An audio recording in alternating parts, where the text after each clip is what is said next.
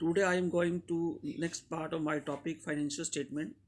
The second part profit and loss account.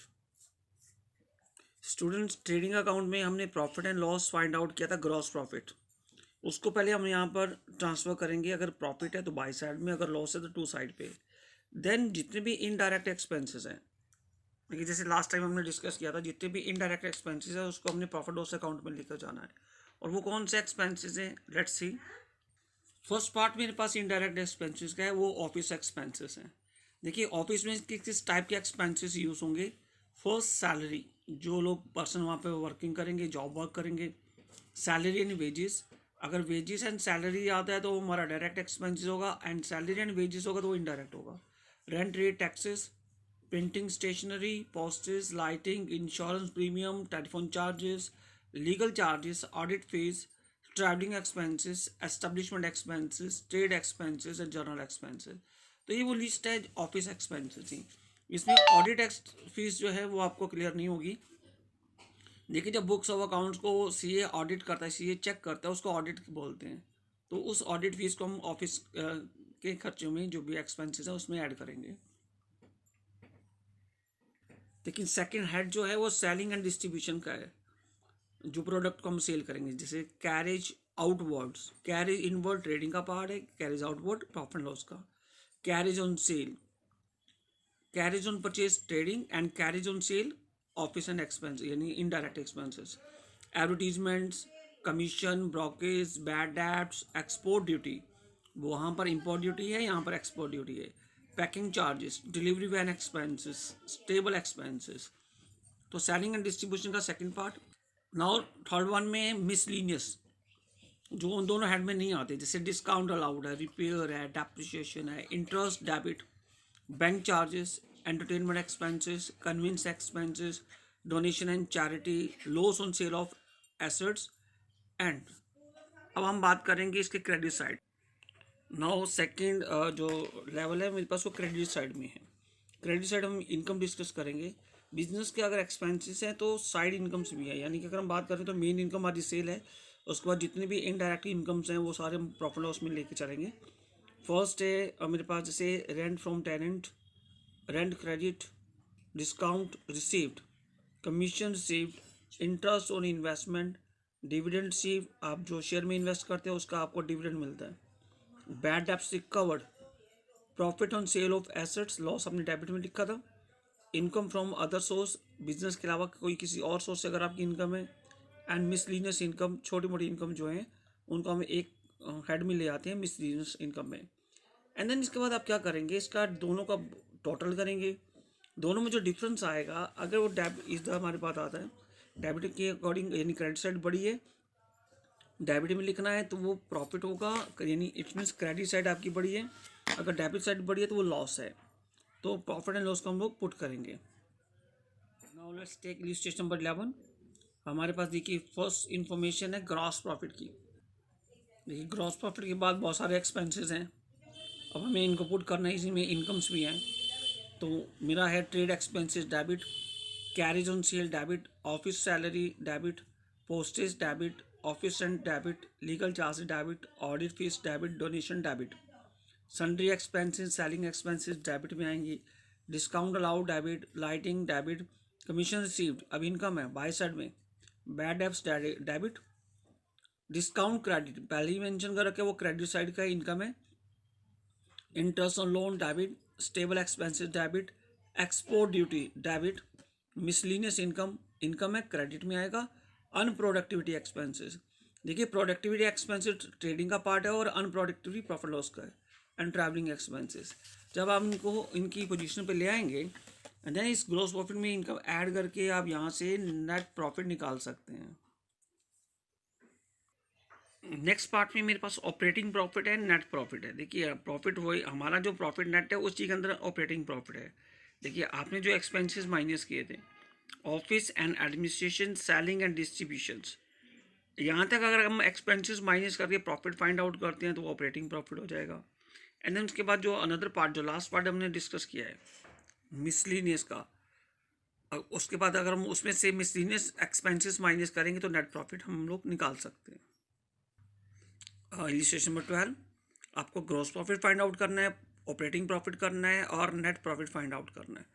तो आप starting कर सकते हैं, जैसे अपने ओपनिंग स्टॉक है, परचेजेस डेबिट में, सेल क्रेडिट में, सेल रिटर्न डेबिट में माइनस करेंगे इसको परचेजेस में से, सेल को सेल रिटर्न में से माइनस करेंगे, wages debit, advertisement credit, salary credit sorry debit, ये दोनों हमारे प्रॉफिट लॉस में, rent and taxes debit, lighting single है तो आप डेबिट करेंगे प्रॉफिट लॉस के अंदर, रेंट पेड प्रॉफिट लॉस की आइटम है, कमीशन रिसीव्ड प्रॉफिट लॉस की क्रेडिट में, ट्रैवलिंग एक्सपेंसिव प्रॉफिट लॉस की डेबिट में, ऑफिस डेबिट में प्रॉफिट लॉस में, इंटरेस्ट ऑन लोन देखिए ये मिसलिनियस में है, इसको अभी छोड़ देंगे आप, डिविडेंड ऑन इन्वेस्टमेंट देखिए जैसे मिसलिनियस एक्सपेंसेस ऐसे मिसलिनियस इनकम को भी आपने ऐड नहीं करना उसके अंदर, तो ये हमारा मिसलिनियस में जाएगा, इसको हमने लिखना तो है क्रेडिट में लेकिन ऑपरेटिंग प्रॉफिट के लिए नहीं लिखेंगे हम लोग। Printing and stationery, loss on sale of machinery ये मिसलिनियस एक्सपेंसेस है, ये तो हमारा डेबिट में आएगा प्रॉफिट लॉस में, कैरेज आउट वर्ल्ड डेबिट में, लॉस बाय थेफ्ट ये भी हमारा मिसलिनियस का पार्ट है, gain on sale of building ये भी मिसलिनियस इनकम है, गेन है, तो गेन इनकम यानी जो मिसलिनियस इनकम है और मिसलिनियस एक्सपेंसेस है इनको अगर हम लेफ्ट छोड़ दें, बाकी जो डिफरेंस आएगा वो हमारा ऑपरेटिंग प्रॉफिट का होगा। क्लोजिंग स्टॉक हमारे पास नीचे मेंशन है, देखिए ग्रॉस प्रॉफिट निकालना है, सेल और क्लोजिंग स्टॉक ऐड किया, ऑपरेटिंग ओपनिंग स्टॉक से लेकर पर वेजेस माइनस किया तो हमारा ग्रॉस प्रॉफिट आ गया, फर्स्ट पार्ट सॉल्व हो गया। अब इसको हमने इमीडिएटली ट्रांसफ़र कर देना है क्रेडिट साइड में और जितने एक्सपेंसेस हैं वो डेबिट में करेंगे। देखिए salary, rent, lighting, commission, travelling, office, printing, stationery, carriage outward, income में कमीशन सीट, देखिए कमीशन डिस्काउंट से भी एक ऑपरेटिंग पार्ट है हमारा बिजनेस का, यहाँ से हम लोग इनका डिफरेंस करेंगे तो मेरे पास ऑपरेटिंग प्रॉफिट आ जाएगा। अब इस ऑपरेटिंग प्रॉफिट को क्रेडिट साइड में ट्रांसफ़र करो और जो नॉन ऑपरेटिंग इनकम्स है जैसे डिविडेंड ऑन इन्वेस्टमेंट है, gain on sale of building है क्रेडिट में आएगा, और जो एक्सपेंसेस है interest on loan and advances, loss on sale of machinery, loss by theft, ये तीनों आइटम माइनस करने के बाद हमारे पास नेट प्रॉफिट हम लोग फाइंड आउट कर लेंगे।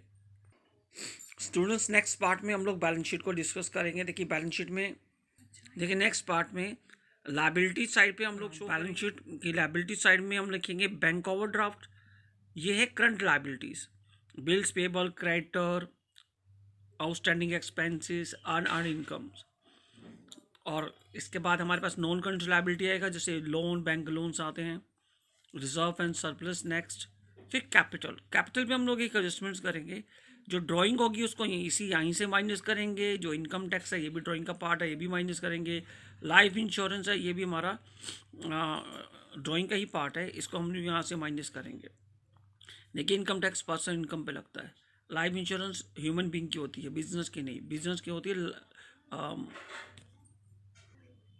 बिजनेस का जो होता है वो लॉस बाय फायर होता है तो बिजनेस का इंश्योरेंस होता है, लाइफ इंश्योरेंस ह्यूमन बींग का है।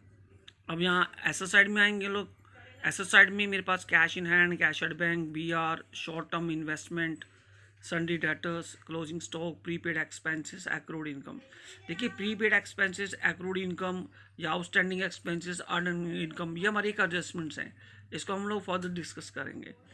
लॉन्ग टर्म इन्वेस्टमेंट, फिर नॉन करंट एसेट्स यानी फिक्स एसेट में कौन से हैं, furniture, loose tools, motor vehicles, plant and machinery, land and building, patent and trademarks, goodwill etcetera.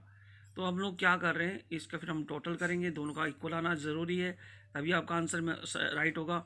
एक बात यहाँ पे देखिए कैपिटल में जो मैंने नेट प्रॉफिट ऐड किया ना वो वही है जो प्रॉफिट लॉस के लिए हम लोग फाइंड आउट करेंगे, तो जीपी को प्रॉफिट लॉस में और नेट प्रॉफिट को बैलेंस शीट के अंदर ट्रांसफर हम लोग करते हैं। स्टूडेंट्स आप एक कंबाइंड क्वेश्चन करते हैं, देखिए फॉर्मेट में इन तीनों आइटम्स हैं, ट्रेडिंग की है, प्रॉफिट लॉस की है, बैलेंस शीट की है, बेटर है कि आप पेंसिल की हेल्प से इनको पहले यहीं पर सेपरेट कर लीजिए एंड देन पोस्टिंग करने में हमको ईजी रहे, आप लोग ईजी होंगे।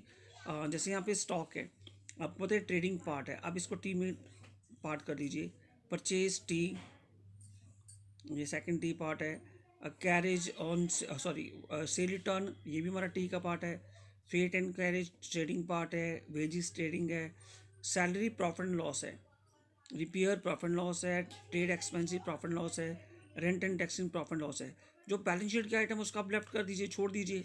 इट्स मीन्स ये सारी बैलेंस शीट की हैं, जैसे कैश इन हैंड है, BR है, डेटर्स है, प्लांट एंड मशीनरी है, ड्राइंग है एंड बैंक डिपॉजिट्स है। तो इससे हमें सेपरेट करने से हमारा आंसर थोड़ा टाइम कम लेगा। क्रेडिटर बैलेंस शीट का पार्ट है, purchase return T in trading का पार्ट है, सेल T का पार्ट है, कमीशन प्रॉफिट लॉस का पार्ट है, कैपिटल बैलेंस शीट है, इंटरेस्ट ऑन बैंक डिपॉजिट ये हमारा P का पार्ट है, एंड BP बैलेंस शीट है। जब आप इनको सेपरेट कर लेंगे तो पोस्टिंग करना बहुत ईजी हो जाएगा और जो एरर के चांसेस है बहुत कम हो जाएंगे। देखिए, एक बार सेपरेट करने के बाद आप इनको इजीली पोस्टिंग कर सकते हैं। Opening stock, purchases minus purchase return, freight, carriage, wages and sale, closing stock, और देन इसका बैलेंस करेंगे तो ग्रॉस प्रॉफिट है, ग्रॉस प्रॉफिट को ट्रांसफर करेंगे। इनकम साइड में कमीशन और इंटरेस्ट ऑन बैंक डिपॉजिट है, salary, repair, trade expenses, rent and taxes and difference करेंगे तो हमारे पास नेट प्रॉफिट आ जाएगा। फिर जो हमने आइटम लेफ्ट कर रखी है उनकी बैलेंस शीट प्रिपेयर करेंगे। कैपिटल में आप नेट प्रॉफिट ऐड करेंगे, ड्राइंग लेस करेंगे तो बैलेंस लिखेंगे। जैसे फॉर्मेट में है, जैसे हम लोग सीक्वेंस ले रहे हैं, आपको वैसे ही करना है। स्टूडेंट्स, कभी कभी अगर किसी को कोई प्रॉब्लम आती है कि ये एक्सपेंसेस है कि इनकम है, तो आप उसको उसकी पोजीशन से भी कैलकुलेट कर सकते हैं। अगर वो डेबिट में तो एक्सपेंसेस, अगर वो चीज़ क्रेडिट में लिखी है तो इनकम है। देखिए, थोड़ी प्रैक्टिस पे ही डिपेंड करता है कि आप इन चीज़ों को ईजिली समझ सकेंगे। कभी कभी ट्रायल बैलेंस का सब आइटम्स गिवन होती हैं, तो आपको वो देखना है कि ये डेबिट की आइटम है कि क्रेडिट की आइटम है। तो केयरफुली आप इसको एक बार क्रैम कीजिए, लर्न कीजिए, और अगर कोई प्रॉब्लम आती है तो उसको डिस्कस कीजिए।